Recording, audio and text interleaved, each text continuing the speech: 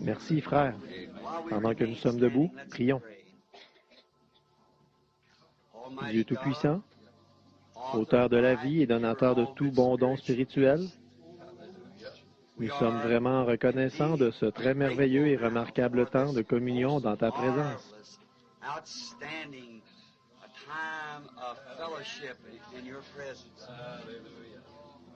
C'est un événement très marquant de nos vies, Seigneur, un moment que nous n'oublierons jamais, peu importe combien de temps il pourra encore nous rester.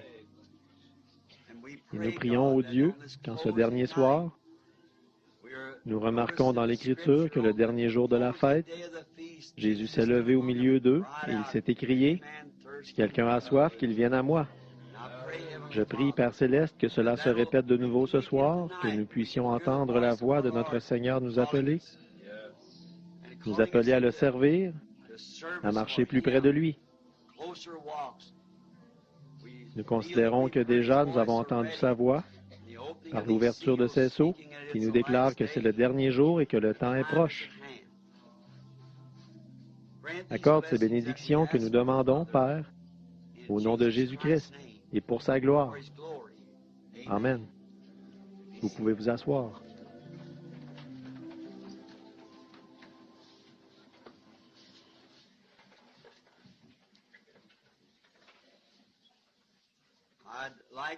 J'aimerais ajouter ceci,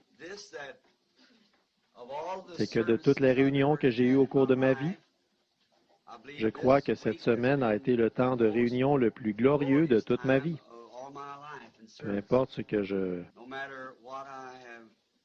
j'ai déjà vu de grands miracles s'accomplir, bien sûr, et des services de guérison, mais ceci surpasse tout cela. D'être ici a été l'un des grands moments, l'un des événements marquants de ma vie. Et de voir le petit tabernacle revêtir cet aspect différent, non seulement ça, mais de voir l'intérieur revêtir un aspect différent. Et maintenant, je demandais à Billy, il avait mis tellement longtemps avant de venir me chercher, il m'a dit qu'un autre groupe de gens s'était fait baptiser, donc il y a eu au-dessus de 100 personnes cette semaine qui se sont fait baptiser au nom de notre Seigneur Jésus-Christ. Alors nous sommes reconnaissants et que Dieu vous bénisse. Et maintenant, si vous n'avez pas d'église locale, nous vous invitons à venir fraterniser ici avec nous. Rappelez-vous, bien que cette église est ouverte à tous, nous ne sommes pas une dénomination. Et j'espère et je veux croire que ce ne sera jamais une dénomination, mais seulement une communion où les hommes et les femmes, les garçons et les filles, se rencontrent autour de la table de Dieu et fraternisent autour de la parole, et où nous avons tout en commun. Bien, et nous avons un pasteur formidable, un véritable homme de Dieu, et j'en suis vraiment reconnaissant. Si vous vous rappelez cette vision d'il y a un an, alors que de la nourriture était emmagasinée dans ce lieu. Et c'est tout à fait exact. Et nous avons tout arrangé là pour que ce lieu puisse convenir aux classes de l'école du dimanche de tous les âges. Et nous sommes vraiment très reconnaissants de pouvoir en bénéficier. À un certain moment, des gens avaient exprimé le désir d'avoir des classes de l'école du dimanche où ils pourraient envoyer leurs enfants. Maintenant, ils les ont maintenant. Alors venez donc. Soyez des nôtres si vous n'avez pas d'église locale. Naturellement, si vous avez une bonne église que vous fréquentez et où on prêche l'Évangile et tout, eh bien ça c'est simplement un autre groupe comme nous. Vous voyez, ailleurs. Et si vous n'avez pas d'église locale, et que j'ai appris que plusieurs personnes qui venaient d'autres coins du pays sont venues s'installer ici pour faire de cette église leur église locale. Et certainement que nous vous souhaitons la bienvenue ici à la parole du Seigneur. Et je me rappelle, je pense vous avoir dit au moment de mon départ que les réunions, quant à moi, auraient lieu ici au tabernacle. Je ne sais pas encore ce que le Seigneur me réserve dans l'avenir. Je remets cela entre ses mains. Non pas que ce soit de la superstition ni rien, mais j'attends simplement, jour après jour, qu'il me conduise à l'endroit où je pourrai accomplir un meilleur service pour lui. Et quand il n'aura plus besoin de moi, alors j'ai confiance qu'il m'accueillera à la maison en paix. Et maintenant, je suis très reconnaissant de la collaboration des gens du tabernacle Comme Billy me le disait cette semaine, je pense, dans chaque foyer qui est représenté ici des environs du tabernacle, les gens ont accueilli quelqu'un chez eux. Vous avez ouvert vos portes, vos foyers et tout pour héberger des gens qui n'auraient pas eu d'endroit où loger. Maintenant, voilà de vrais gestes chrétiens. Et dans certains foyers, ils ont mis du monde partout, dans tous les coins possibles, pour fournir à ces gens un endroit où loger. En effet, c'est un moment assez difficile à cause de cet événement-là, qui a lieu dans le domaine sportif, du basketball ou quelque chose du genre, et des réservations avaient été faites pour ça. En plus d'un groupe nombreux en provenance de représentés ici dans cette petite église, je pense qu'il doit y avoir peut-être 28 ou 30 États qui sont représentés, ici même dans cette église. En plus de 2 pays étrangers, alors, pour ces petites réunions de réveil, alors il faut déjà beaucoup de place rien que pour eux. Savoir, je m'informais aujourd'hui à certaines personnes avec qui j'étais, j'ai dit, d'après ce qu'on m'a dit, il n'y a pas eu beaucoup de gens de Jeffersonville à la réunion. Quelqu'un a élevé la voix en disant, on ne peut pas entrer. Eh bien voilà, c'était ça la raison. Quelques policiers et tout voulaient venir à la réunion, mais ils ont dit, ils en avaient parlé, ils ont dit, mais ils sont venus, ils n'ont pas réussi à entrer. La salle était déjà comble, avant même qu'ils puissent entrer. Donc, peut-être que c'était le temps pour eux à un autre moment et ils ne sont pas venus. Alors maintenant, les gens viennent d'autres endroits aussi, nous en sommes très reconnaissants. Or là, je ne sais pas. Ce qui devrait venir après ceci, ce sont les 7 trompettes dans un autre message. Mais les sceaux englobent presque tout. Les âges de l'Église s'y succèdent et d'abord nous les avons situés, ce qui était très, très important, mais dans le temps. Or, l'ouverture des sceaux montre où va l'Église et ce à quoi elle aboutit. Et donc, je trouve que le Père Céleste a été vraiment bienveillant envers nous de nous avoir permis de voir ce que nous avons vu. Et je dirais ceci, en parcourant d'anciennes notes dont je m'étais servi pour prêcher il y a bien des années, alors que je venais tout bonnement ici et je disais ce que je pensais être juste, et je continuais comme ça. C'était complètement à côté. Et donc, ces sauts, tous les 4, je les avais vus en 20 minutes de prédication tous les 4. Les 4 cavaliers de l'Apocalypse, je les avais mis tous ensemble et j'ai dit, un cheval est sorti en blanc, j'ai dit peut-être qu'il s'agit du premier âge. Et quand le cheval suivant est sorti, il y a eu de la famine. J'ai continué comme ça, mais quand la parole a vraiment été dévoilée, c'était à 100 000 d'être ça. Donc, il est de notre devoir de veiller et d'attendre. Peut-être que c'est en ce temps-ci qu'il fallait que ça se fasse. Il se peut que beaucoup de choses aient été dites avec lesquelles d'autres personnes ne seront peut-être pas d'accord. Mais je crois que quand viendra le grand moment de l'issue finale et que nous rencontrerons notre Seigneur, vous verrez que c'était juste. Ça l'est, vraiment. Maintenant, les gens qui sont en dehors de la ville, de différents endroits des environs, qui sont venus de différents États et de différents pays, combien j'apprécie votre sincérité, d'avoir fait tout ce trajet et d'avoir pris vos vacances. Et certains d'entre eux n'avaient même pas d'endroit où loger. Je le sais parce que j'ai été en mesure d'aider certains d'entre eux à se trouver des endroits où loger. Ils n'avaient même pas d'argent pour manger ni rien, et alors, ils sont venus quand même, en s'attendant à ce qu'il se passe quelque chose pour régler ça.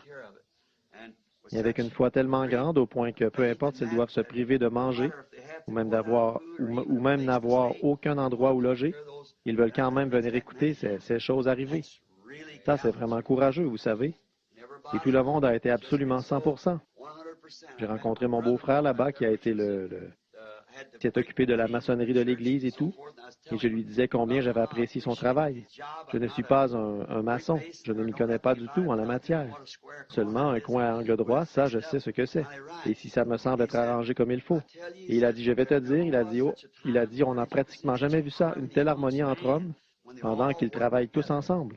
Frère Wood, frère Robertson, et chacun se plaçait à sa place, tout.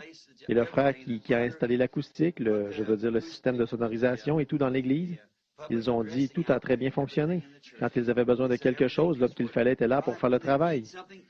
Alors Dieu est dans tout le programme au complet. Nous en sommes très reconnaissants.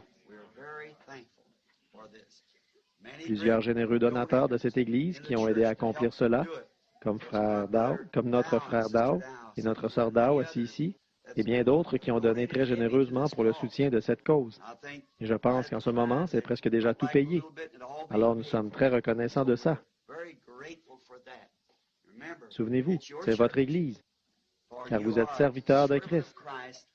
Et c'est dans ce but qu'elle a été construite, afin d'être une porte ouverte pour faire des serviteurs et pour que les serviteurs, qui sont déjà des serviteurs de Christ, puissent y venir se réjouir autour de la communion avec Jésus-Christ. Et nous voulons que vous sachiez que tous sont les bienvenus. Et bon, quand vous m'entendez parfois, quand l'onction est là, réprimander assez sévèrement les organisations, je ne dis pas ça contre votre pasteur, ni contre un frère ou une sœur de votre Église. Parce que, après tout, Dieu a des gens dans toutes les organisations. Seulement, il n'accepte pas l'organisation.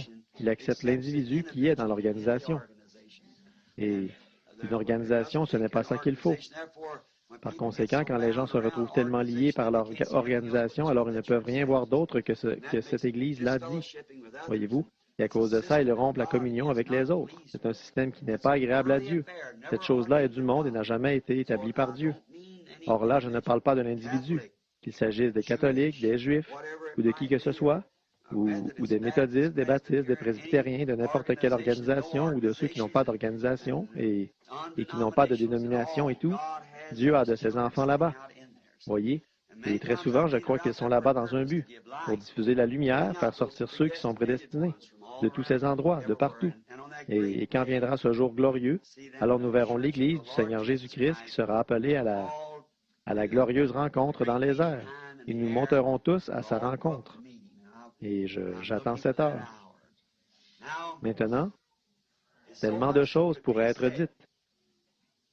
Et ce soir, comme c'est le dernier soir, la dernière soirée, d'habitude, tout le monde est... Quand il y a un service de guérison, je vois les gens qui sont dans une grande attente de voir des choses glorieuses s'accomplir pendant le service de guérison, ce qui crée une tension chez eux. Ils sont agités. Et voilà que je constate la même chose ce soir. Tout le monde est dans une grande attente de voir comment... Et tous les soirs, ça a été comme ça pour l'ouverture de ces sceaux. Maintenant, je veux être très clair là-dessus. Chaque fois, les sceaux, quand ils ont été situés, tout ce que j'avais déjà cru à leur sujet et que j'avais lu chez d'autres personnes était contraire à ce qui m'était donné dans la pièce. Et ma pensée en ce moment, la raison pour laquelle j'ai fait le service de guérison ce matin, c'est parce que ma pensée humaine s'éloigne tellement de ma propre façon de penser. J'ai essayé de rester dans une pièce avec les stores baissés et une lumière allumée. C'est maintenant le 8e jour. Je n'ai même pas pris ma voiture pour aller où que ce soit. Il a fallu que j'aille avec quelques frères à des banques pour signer des reconnaissances de dette et tout pour de l'argent et tout qui avait été emprunté pour cette église. Mais je suis revenu tout de suite et je me suis mis aussitôt à l'étude. Et ce qui est étrange, c'est qu'il n'y a pas une seule personne qui a dit quoi que ce soit. Ou d'habitude, ils cognent, ils insistent et ils sont là. Il n'y a absolument rien eu de ça. Ça a été très phénoménal. Là où j'ai pris mes repas, chez Frère Wood, d'habitude, il y a des voitures partout autour. Et 8 ou 10 personnes devaient venir loger chez eux pendant cette période-ci. Et pas une seule d'entre elles n'est venue.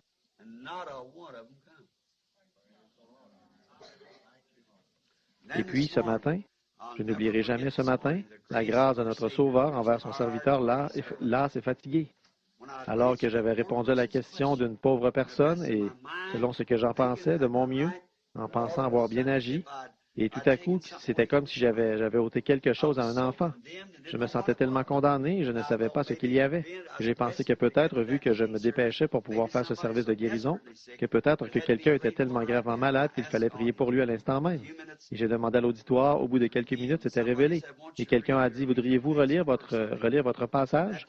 Ou quelque chose comme ça. Et à ce moment-là, j'ai ramassé le petit bout de papier, je l'ai relu pour voir ce qui y était dit. Et j'ai regardé dans le livre et c'était complètement différent. La question à laquelle j'étais en train de répondre, vous voyez? Permettez que je vous partage ceci. Quand le surnaturel intervient, alors c'est la pensée de Christ. Vous vous éloignez tellement de votre propre façon de penser que par votre propre pensée, que je n'essaie pas d'expliquer ça, parce que je ne peux pas. Voyez, je ne pourrais pas. Personne ne le pourrait. Comment cet homme qui était l'Élie a-t-il pu se tenir là, sur la montagne, dans la présence de Dieu et faire descendre du feu du ciel et de la pluie tout de suite après le feu? Et ensuite, fermer les cieux et qu'il ne pleuve pas pendant 3 ans et 6 mois pour revenir ensuite et faire venir la pluie le jour même. Et sous cette onction, il a rassemblé 400 prêtres et les a tués. Et ensuite, il s'est enfui au désert en poussant des cris. Il craignait pour sa vie parce qu'une femme l'avait menacé. Voyez, Jézabel, elle avait juré qu'elle lui ôterait la vie. Pourtant, Akab et tous les autres s'étaient tenus là, ils avaient vu la présence de Dieu et ce grand miracle s'accomplir. Vous voyez, l'esprit l'avait quitté. Par sa pensée naturelle, il ne savait pas quoi penser, vous voyez. De lui-même, il ne pouvait pas penser. Et rappelez-vous, l'ange l'a fait dormir, lui a donné du repos, il l'a fait lever, il lui a donné des gâteaux, ensuite il l'a encore fait dormir, il lui a donné du repos, et il l'a fait lever, il lui a encore donné des gâteaux. Et nous ne savons pas ce qui est arrivé à cet homme pendant 40 jours. Ensuite, il s'est retiré dans une caverne, quelque part, et Dieu l'a appelé. N'essayez pas d'expliquer ça, de son naturel. Vous ne pouvez pas, voyez. La seule chose à faire, c'est de continuer votre chemin. Et j'essaie d'être aussi clair que possible, mais à partir de maintenant, je pense que je n'essaierai plus jamais.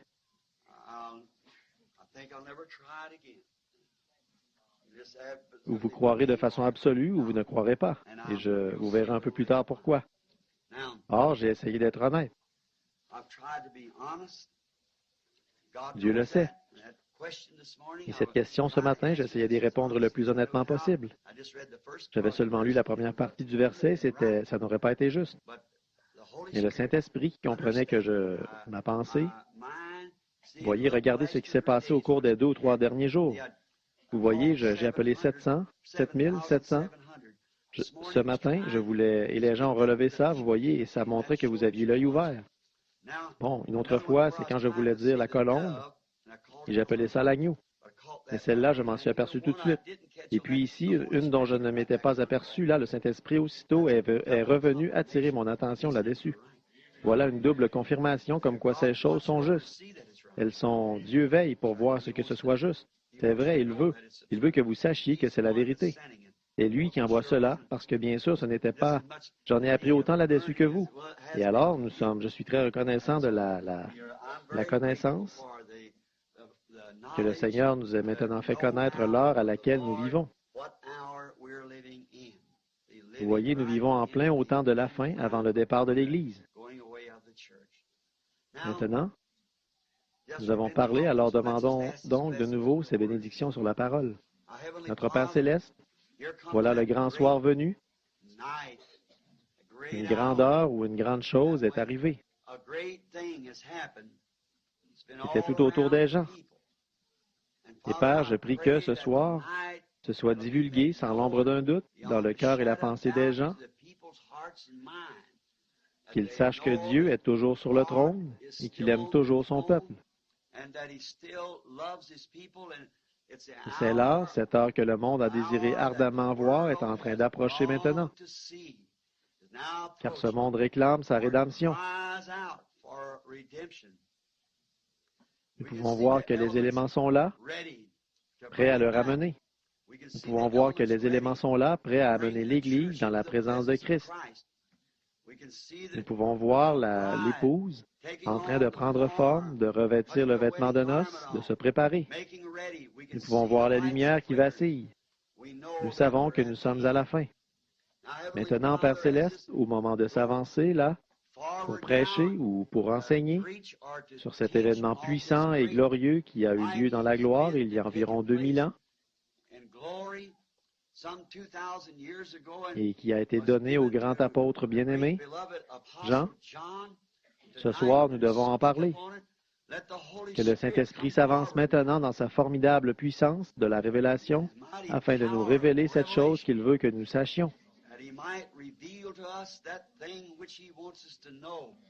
Comme il l'a fait les quelques soirs passés. Nous nous remettons à toi avec la parole, au nom de Jésus. Amen. Maintenant, si vous voulez prendre peut-être dans vos Bibles, et ici c'est juste un court verset, un seul verset de l'Écriture, mais c'est le dernier verset qui se trouve, le dernier sceau, plutôt. Donc, hier soir, nous avons parlé du 6e sceau. Le premier sceau nous a présenté l'Antichrist. Il a fait son temps et nous avons vu comment il est sorti. Et l'être vivant qui nous a été présenté, la puissance de Dieu qui est sortie en même temps que la puissance de l'Antichrist pour le combattre. Je ne crois pas qu'il puisse y avoir aucune question là-dessus dans la pensée des gens. Ensuite, nous avons vu que c'est tout de suite après ça, après cet âge de l'Église, après que ces êtres vivants sont sortis. Après, nous avons complètement changé de décor, là. Il n'y a plus eu d'êtres vivants qui sont sortis. Voyez, mais là, c'était la période de la tribulation qui nous était présentée, qui émergeait après que l'Église était partie. Comme tout cela a concordé parfaitement avec les âges de l'Église. Je ne vois pas le moindre iota, la moindre chose qui n'ait pas concordé parfaitement, jusqu'aux âges et tout, et aux époques. Pensez-y. Voilà qui montre que ce ne pouvait être que Dieu. La pensée humaine ne peut pas pénétrer ces choses. Et là, nous avons vu, là aussi, le Seigneur nous a fait prendre les Écritures, les Saintes Écritures, ce que Jésus avait dit qu'il arriverait. Et comment aurions-nous pu découvrir cela? Et ici, il vient le révéler et l'apporter très précisément. Son sermon, là, quand il a répondu, fait ressortir de façon très précise 6 des sceaux. Mais il a omis le 7e. Voyez? Ensuite, quand les sceaux ont été ouverts, Dieu, remarquez, ici, il n'a même pas révélé le moindre symbole du 7e. Voyez, c'est un secret parfait en Dieu. Remarquez. Maintenant, nous allons lire dans la Bible, dans le 7e sceau. Ça se trouve dans l'Apocalypse au chapitre 8. Quand il ouvrit le 7e sceau, il y eut dans le ciel un silence d'environ une demi-heure. Et voilà tout ce que nous avons là-dessus.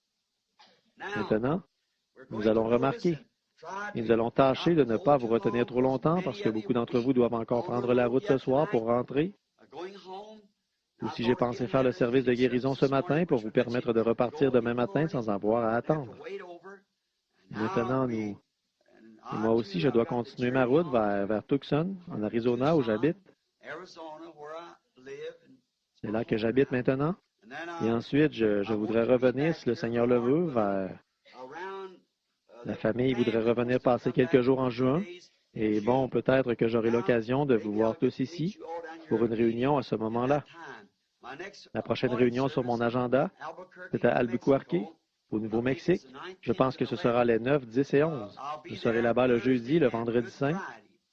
Alors, je devais être là pour toutes, mais j'avais d'autres rendez-vous qui ne me permettaient pas d'y être avant ça. Alors, je serai là pour le jeudi soir et le vendredi soir, à Albuquerque, au Nouveau-Mexique. Et ensuite, celle qui est prévue ensuite, pour bientôt, celle-là, ce n'est pas certain.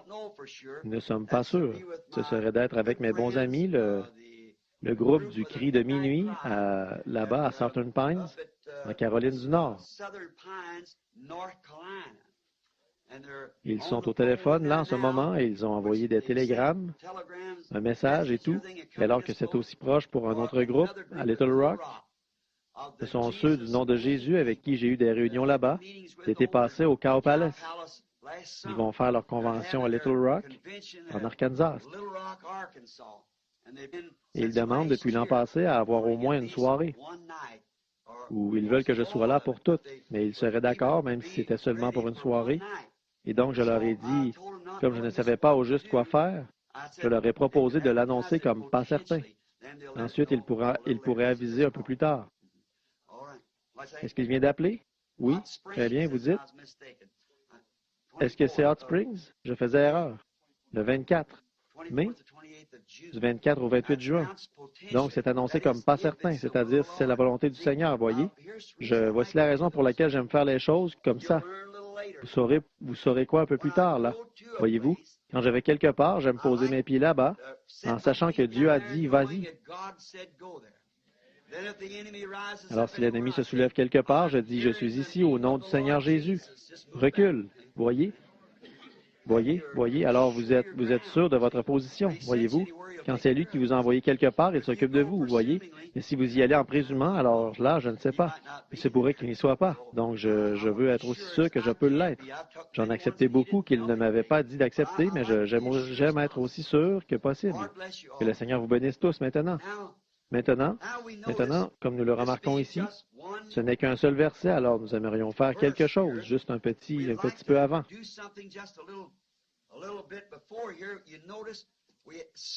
Si vous remarquez, nous avons sauté le chapitre 7. Le chapitre 6 se termine par le sixième sceau. Mais entre le sixième sceau et le septième sceau, il y a quelque chose qui arrive. Voyez?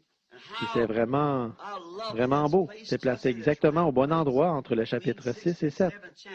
Maintenant, si vous remarquez au chapitre 7, nous remarquons qu'entre le sixième et le septième, il y a un intervalle. Un intervalle entre le chapitre 6 et 7 du livre de l'Apocalypse. Et c'est entre le sixième et le septième sceau que cet intervalle a été placé. Donc, nous voulons remarquer ça. Il est très important que nous remarquions ce petit espace de temps. Maintenant, souvenez-vous, après le chapitre 4 de l'Apocalypse, l'Église est partie. Après que les 4 cavaliers sont sortis, l'Église est partie. Voyez? Tout ce qui est arrivé à l'Église est arrivé